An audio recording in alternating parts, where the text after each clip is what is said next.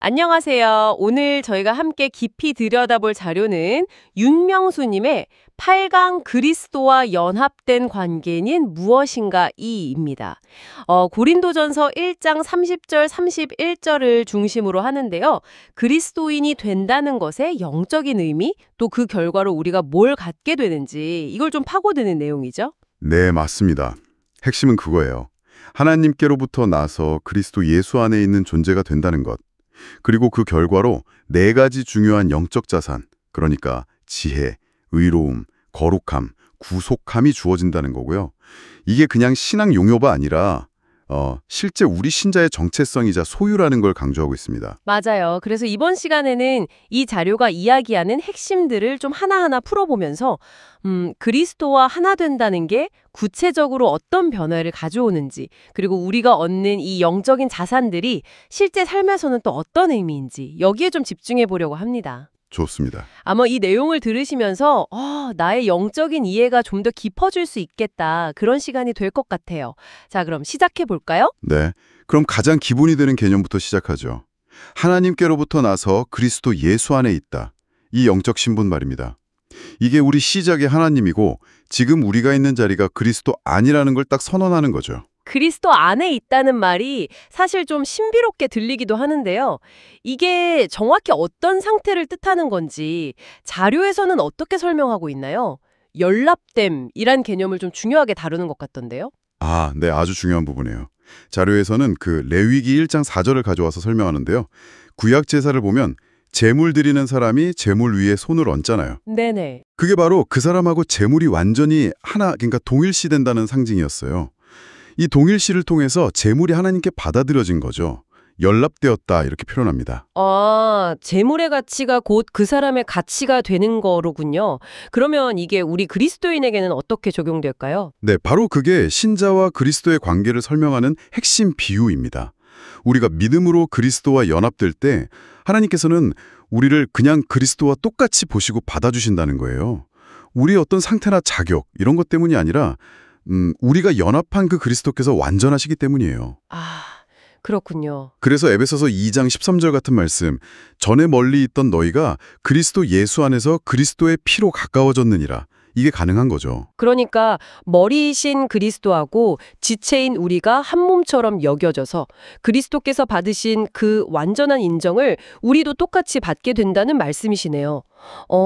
자료에서는 이게 최고의 확신과 동시에 심오한 겸손의 기초가 된다고 하던데 그건 왜 그런 걸까요? 확신은 이게 우리의 어떤 노력이나 자격에 달린 게 아니라 그리스도의 완전함에 근거하기 때문이고요. 겸손은 이 연합이라는 것 자체가 우리의 옛자, 그러니까 죄된 본성이 그리스도와 함께 죽었다는 걸 전제하기 때문입니다. 뭐랄까, 내세울 나는 이제 없는 거죠. 오직 그리스도만 남는 겁니다. 골로새서 2장 10절에 너희도 그 안에서 충만하여졌다는 말씀처럼요. 네, 맞아요. 이 충만함, 완전함에 대해서 조금 더 이야기해보죠. 자료에서는 그리스도 안에서 얻는 의롭다함, 이게 뭐 믿은 지 얼마나 됐는지, 얼마나 성숙했는지 이런 거랑 상관없이 다 동일하고 완전하다고 강조하더라고요. 진보라는 개념이 없다는 말이 좀 인상 깊었어요. 네, 그렇죠. 우리가 흔히 신앙생활하면서 점점 더 의로워진다, 뭐 이렇게 생각하기 쉬운데 이 자료는 의롭다함이라는 법적인 신분 자체는 그리스도 안에 딱 들어오는 그 순간 단번에 그리고 완전하게 주어진다고 설명해요. 개인의 상태가 얼마나 좋아졌냐, 이게 기준이 아니고 재물이신 그리스도께서 얼마나 완전하신가, 이게 기준이라는 거죠. 마치 구약 제사에서 흠없는 제물이 드려지면 그 즉시 받아들여지는 것처럼요. 네, 바로 그겁니다. 그렇다면 이 놀라운 연합, 그러니까 하나님께로부터 나서 그리스도 안에 있게 되는 것, 이건 어떻게 시작되는 걸까요? 우리의 역할은 뭐죠? 자료는 여기서 인간의 어떤 노력이나 역할을 배제합니다. 요한복음 15장 16절 너희가 나를 택한 것이 아니요 내가 너희를 택하여 세웠나니 라든지 또 야고보서 1장 18절 그가 그 피조물 중에 우리로 한 첫 열매가 되게 하시려고 자기의 뜻을 따라 진리의 말씀으로 우리를 낳으셨느니라. 이런 구절들을 인용하면서요. 이 시작은 전적으로 하나님의 주권적인 뜻 그리고 성령의 역사, 즉 거듭남에 있다고 말합니다. 뭐 혈통이나 인간적인 의지 이런 걸로 되는 게 아니라는 거죠. 이 거듭남을 통해 얻는 생명, 이게 바로 영생이고 하나님의 본성 그 자체이고 또 우리 안에 살아계신 그리스도를 통해서 하나님의 성품을 드러내는 능력이다. 이렇게까지 연결되네요. 와, 정말 대단한 신분 변화인데요. 그렇죠. 창조주 하나님을 아버지라고 부르고 그분의 상속자가 된다는 거니까요. 자요는 계속해서 이 신분의 고귀함을 강조해요. 그리고 이 연합은 그냥 시작점이 아니라 우리의 생명, 또 죽음과 부활, 우리의 몸, 이런 여러 차원에서 계속 이어지는 현실이라고 설명하고 있습니다. 고린도전서 1장 30절이 말하는 네 가지 지혜와 의로움과 거룩함과 구속함으로 넘어가 보죠. 근데 이 자산들은 우리가 보통 생각하는 뭐 세상적인 부나 성공 이런 거랑은 전혀 다른 차원이라고 자료는 확실히 선을 긋네요. 네, 맞습니다. 첫 번째 자산은 지혜인데요. 여기서 말하는 지혜는 세상 철학이나 뭐 개인적인 똑똑함 이런 거하고는 달라요. 자료에서는 디모데후서 3장에 나오는 뭐 자기를 사랑하며 이런 세속적인 지혜와는 반대로 성경적인 지혜는 하나님의 뜻을 알고 그 뜻대로 살아가는 능력, 특히 그리스도를 아는 지식에 뿌리를 두고 있다고 말합니다. 그리스도를 아는 것, 특히 십자가 사건, 그러니까 예수님의 죽음, 장사, 부활, 승천을 아는 것이 참된 지혜의 핵심이다. 이 설명이 흥미로운데요. 세상에서는 좀 어리석게 보이거나 꺼려질 수도 있는 그 십자가가 어떻게 지혜가 될 수 있는 걸까요? 자료에 따르면요. 십자가야말로 하나님의 공의와 사랑이 동시에 만족되고 죄 문제가 완전히 해결되고 또 모든 사람을 향한 하나님의 초청이 담긴 뭐랄까 하나님의 가장 깊은 계획이기 때문이라는 거죠. 그래서 믿는 사람에게는 이게 세상의 어떤 철학보다도 뛰어난 하나님의 능력이고 지혜로 경험된다는 겁니다. 고린도전서 1장 말씀처럼요. 실천적으로는 예수님이라면 어떻게 하셨을까? 이걸 묻고 따라가는 삶이 지혜로운 삶이다. 이렇게 제시하는 거고요. 네, 그렇죠. 그렇군요. 자, 두 번째 자산은 의로움입니다. 원래 불의한 우리가 어떻게 의롭게 될 수 있냐? 이 근본적인 질문하고 맞닿아 있는 것 같은데요. 네. 여기서도 핵심은 역시 그리스도가 우리의 의로움이 되셨다는 겁니다. 갈라디아서 5장 4절에서도 경고하듯이 율법을 지키려는 어떤 행위로는 의로워질 수가 없어요. 오직 그리스도를 믿음으로써 그분의 완전한 의가 우리에게 마치 옷처럼 입혀진다. 이런 개념이죠. 우리의 죄는 그리스도께로 가고 그리스도의 의가 우리에게 오는 거죠. 아, 죄의 전가, 의의 전가. 구약의 속죄형 비유나 죄를 멀리 던져버리시는 하나님의 은혜, 이런 것들이 떠오르네요. 맞습니다. 시편 101편이나 미가서 7장 말씀처럼요. 이건 정말 혁명적인 생각인데요. 우리의 현재 상태나 감정, 뭐 얼마나 선하게 살았는지 이런 거랑 상관없이 그냥 그리스도 안에 있기만 하면 하나님 앞에서 법적으로 완전한 의인이다. 이렇게 선언된다는 의미로 들리네요. 정확합니다. 로마서 8장에 나오는 누가 능히 하나님께서 택하신 자들을 고발하리오.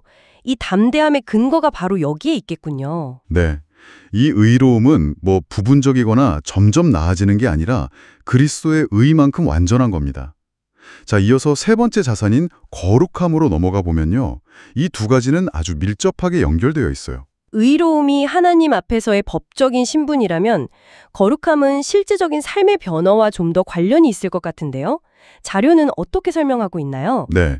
거룩함 역시 우리의 노력으로 이루는 게 아니라 그리스도와의 연합에서 시작된다고 설명합니다. 근본적으로는 거듭남을 통해서 새로운 생명, 즉 거룩한 본성을 받았기 때문에 가능해진다는 거죠. 옛사람은 개선의 대상이 아니라 그리스도와 함께 이미 죽었고 우리는 완전히 새로운 피조물이 되었다. 이런 관점입니다. 침례의 의미도 여기에 연결되고요. 아, 옛사람은 고쳐 쓰는 게 아니라 죽어야 하는 거군요. 그렇죠. 고린도후서 5장 17절이나 요한계시록 21장 말씀처럼 새롭게 창조된 존재라는 겁니다. 그렇다면, 거룩하게 살아야 한다는 부담감 대신에 다른 동기부여가 있다는 의미로 이해해도 될까요? 그렇습니다.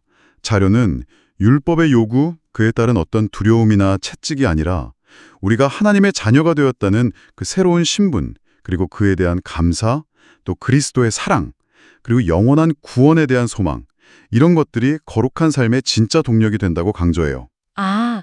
고린도후서 5장 14절에 그리스도의 사랑이 우리를 강권하시는도다 말씀이나 요한일서 3장 3절에 주를 향하여 이 소망을 가진 자마다 그의 깨끗하심과 같이 자기를 깨끗하게 하느니라는 말씀과 연결되는군요. 네, 맞아요. 하나님의 자녀답게 행하라는 초청은 부담이 아니라 오히려 특권에서 나오는 거죠.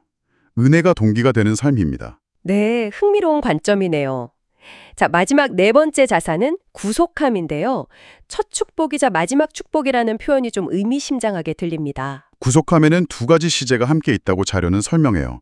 하나는 값으로 사신 구속입니다. 이건 그리스도의 십자가 대속을 통해서 우리가 이미 죄의 형벌이나 속박에서 해방되었다는 거죠. 이건 과거에 완성된 사건이에요. 아, 이미 이루어진 거군요.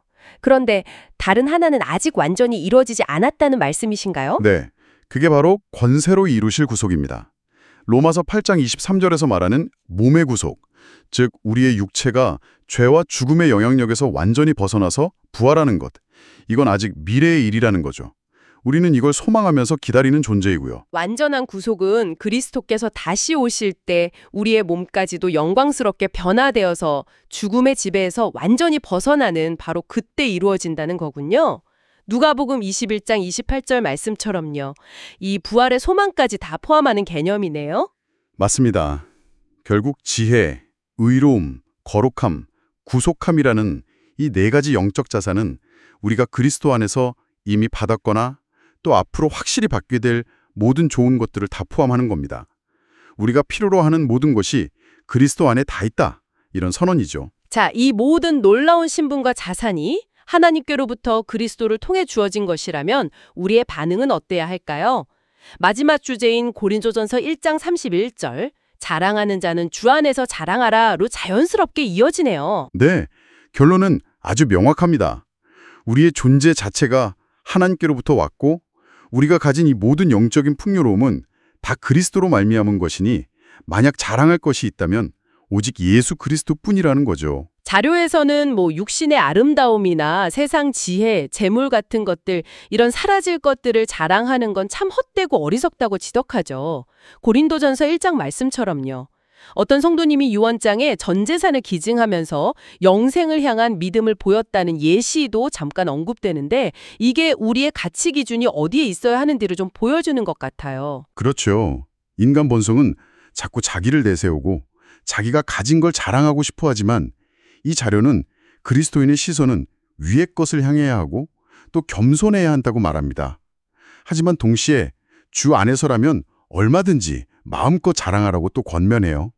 이건 교만이 아니라 감사의 표현이고 간증이 되는 거죠. 예수님이 나의 지혜가 되시고 나의 의로움이 되시고 나의 거룩함, 나의 구속함이 되신다. 이 사실 자체를 기뻐하고 선포하는 것, 이게 바로 복음을 전하는 행위이고 하나님께 영광을 돌리는 길이다. 이렇게 연결하는군요. 역대상 16장 말씀처럼요. 네, 그렇습니다.